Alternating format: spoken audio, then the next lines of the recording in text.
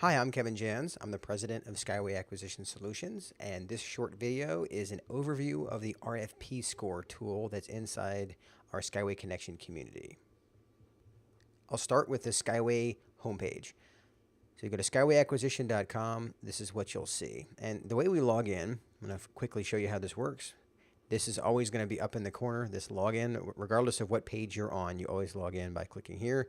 It has memorized my info, so I just click login and poof, I'm in. And you notice once you log in, you'll see the bar across the top here. This is all of the resources inside the community, the podcasts, the forums, the webinars, the resource library, and the RFP score.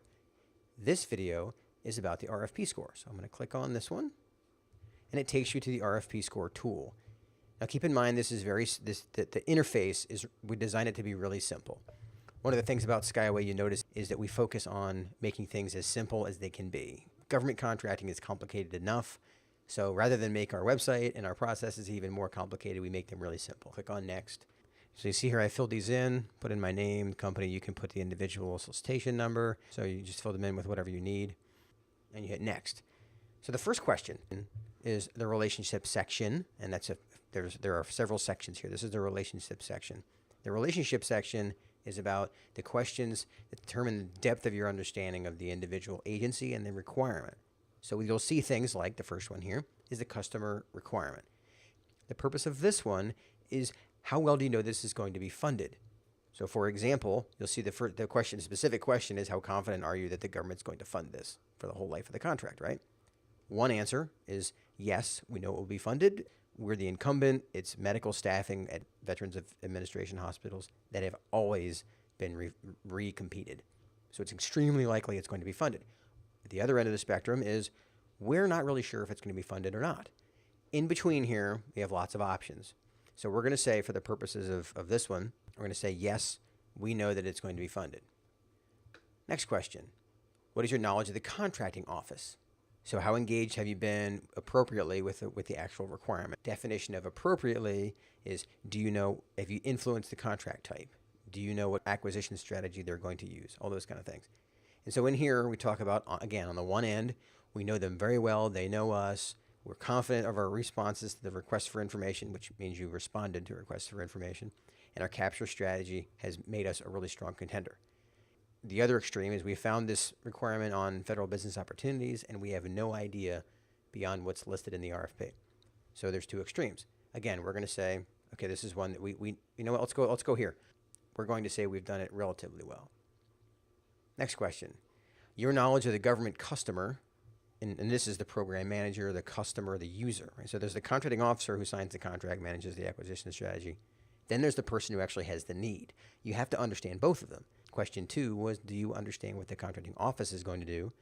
Question 3 is about, do you understand the government customer? We are the incumbent, we know them extremely well, et cetera, et cetera.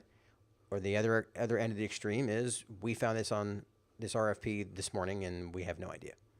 So again, let's say that we just found this RFP. So in other words, you know the contracting office, but we don't actually know the customer.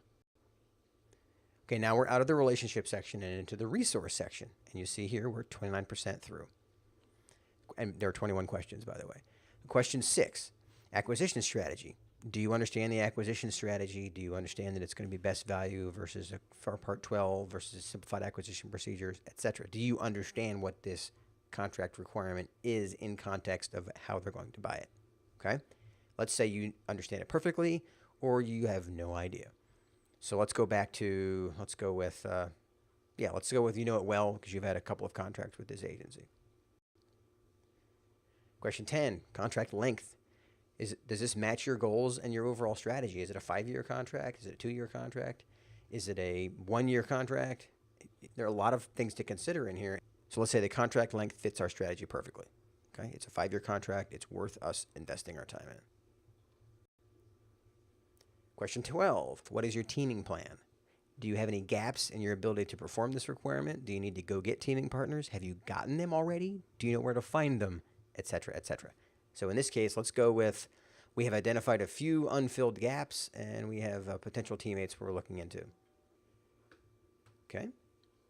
Number 13, now we're in the response section. Can you actually respond? So capability assessment of the RFP. Now, what is your provable capability against the government's requirement? Did they word it in such a way you can actually meet the spec? And what I mean by that is if it says IT resources for a data center, and yes, you can do that in the commercial market, but the way that it's written into the actual RFP, can you do it? Can you respond to it effectively and still win? Sounds like a small difference, but it can really hang you up, because I've had a lot of companies that would send us proposals when I was a contracting officer. They didn't understand the language between the commercial side of what they do and the government side. And those differences in what words can mean is a big deal. And that's a lot of what this talks about is, can you really respond? Proposal resources. Do you have the proposal resources to respond? So on one extreme, we have, yes, we're prepared for this requirement. On the other extreme is, we just found the RFP. And again, this we just found the RFP thing will haunt you. That shows up a lot. Like, here it is again. And we don't have the resources available. So let's go with, we've been tracking this requirement, and we have the employees who developed the proposal, but we're probably going to need a little bit of help. Okay? Question 18, length of proposal submission or contract performance start. Can you maintain business operations between when you first start the work and when you actually get paid? And it could be a while. And it's things like, we see this here, sufficient cash on hand to pay our employees, contingent hires on a $100 million contract. This is the kind of stuff you're going to deal with. Maybe not so much on a couple million, but again, it's all relative to the size of you as a company.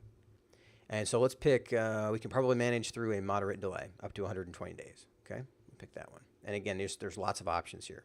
This one's funny. This is our first proposal, so we were not familiar with this post-selection to award delays, which means that's why you're a community member, because we can help you plan for that. These are mostly designed to give you a score to help you understand whether or not to track something, right?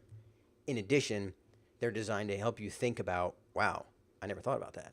Because a lot of the people who are going through these opportunities, they don't know what they don't know. You're not sure what questions to ask. And the purpose of the RFP score is to help you understand what questions to ask. And then, of course, you can reach out to us for help. That's why we do it this way. And the last one here is the discretionary factor. This is the number 21. We call this the springboard. And this is one of those, it doesn't matter if we're not well positioned for it. It doesn't matter if we're not the best company to win this. The fact is, we want to go after this opportunity.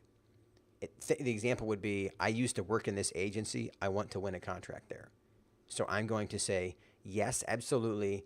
Gaining experience in this agency is worth the risk of not potentially winning. And that is a viable strategy if you're thinking about it. Think of this like a trump card. Gives you the chance to go after something that, okay, you're not necessarily that guaranteed to win, but you have other reasons. This gives you a little bit of a bonus. Okay, here's your score, 74. Now, if we went back and we changed a lot of those answers, the score is going to change. The general rule for these is if the score is above 60, then keep it in your pipeline. If it's below 60, don't even go after it. And then if it's above 80, that's a good fit for you. And you may find over time, some of our clients have found over time, they win the ones that are above 82. And they never win the ones that are below 70.